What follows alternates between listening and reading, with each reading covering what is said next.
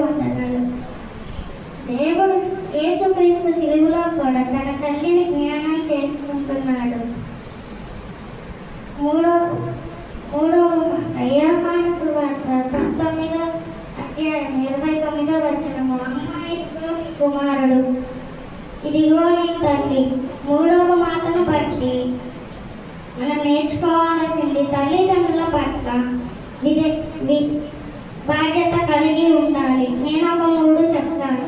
తల్లిదండ్రుల పట్ల విధేయత కలిగి ఉండాలి. నిర్గమకాండము 20వ అధ్యాయము 12వ వచనము.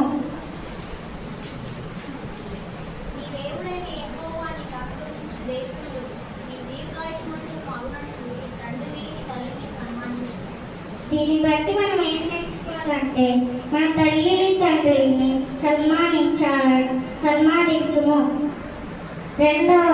రెండవది తల్లిదండ్రులను నిర్లక్ష్యం చేయకూడదు. సామెతలు 23వ అధ్యాయము 22వ వచనము.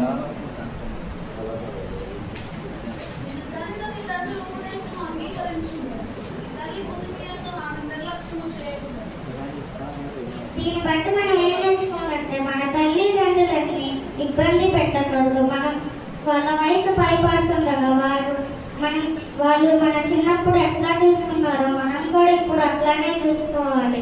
మూడవది కుటుంబం పట్ల బాధ్యత కలిగి ఉండాలి. మొదట తినేకు 5వ అధ్యాయం 8వ వచనము.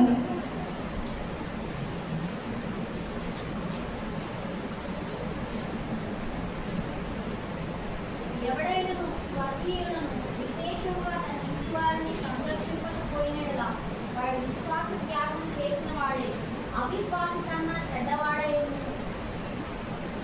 దీని బట్టి ఏం నేర్చుకోవాలంటే బాధలున్నా కష్టాలున్నా మన కుటుంబంతో పంచుకోవాలి. ఈ చిన్న వాక్యం దేవుడు దీవించును గాక.